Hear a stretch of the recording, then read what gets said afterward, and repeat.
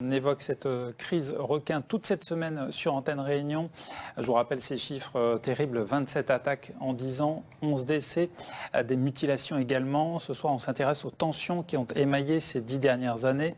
Surfeurs, association de défense de l'environnement, politique, 10 années de conflits, de dialogues complexes, voire même impossibles. Reportage Yosha Senji, Baptiste Cisco. Tension maximale. Quelques instants après l'attaque sur Mathieu Schiller, Huguette Bello, maire de Saint-Paul, se rend sur place. L'accueil est houleux. Prise à partie, elle réagit.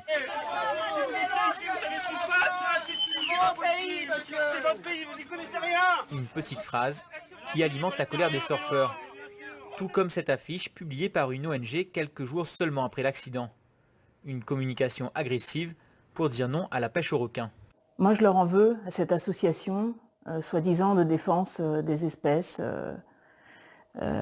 défense de la nature. Je leur en veux d'avoir utilisé le nom de mon frère pour propager leur haine, en fait, envers les surfeurs, qui sont dans le malheur pour essayer de faire sa propagande. L'affiche est finalement retirée. 10 ans après, le représentant de Sea Shepherd revient sur cet épisode. Je pense que cette affiche, effectivement, a pu employer des termes un petit peu maladroits. Je pense que le sens de cette affiche, c'était de dire « les surfeurs ne sont pas comme ça ». Et la façon dont ça a été tourné, ça avait été très préjudiciable aux bonnes relations qui auraient pu et qui auraient dû se poursuivre entre nous, quoi. Un dialogue bien difficile entre pro et anti-requins et une tension ravivée par les attaques à répétition. En 2012, des manifestants s'en prennent à la réserve marine, accusés de constituer un garde-manger pour les squales. Dans la foule, Jean-François Nativel s'interpose et appelle au calme. Je le regrette parce que je me dis que vu que ça n'a pas beaucoup bougé depuis, des gens me l'ont reproché. Peut-être qu'effectivement, s'il y avait eu des blessés, il y avait eu un affrontement, l'État aurait pris la juste mesure. 2015, nouvelle attaque et nouvelle manifestation après la mort d'Elio, un adolescent de 13 ans et espoir du surf réunionnais.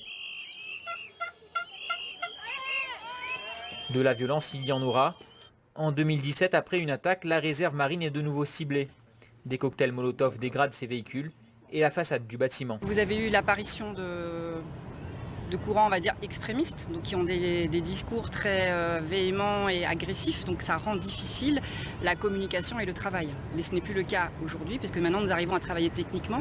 Nous avons conventionné avec le Centre de sécurité requin et nous travaillons au plus près des collectivités de l'État pour la mise en place de mesures pour la sécurisation des activités nautiques, entre autres. Scientifiques, surfeurs, politiques et écologistes, en 10 ans, la crise requin a créé de profondes dissensions. Elle mine aujourd'hui encore une partie de la société réunionnaise. Voilà, les dossiers complets à retrouver sur l'info.re. Là aussi, vous voyez le QR code qui s'affiche en bas à droite de votre écran. Vous pouvez le flasher, arriver sur la page dédiée à cette crise requin sur laquelle nous reviendrons demain également.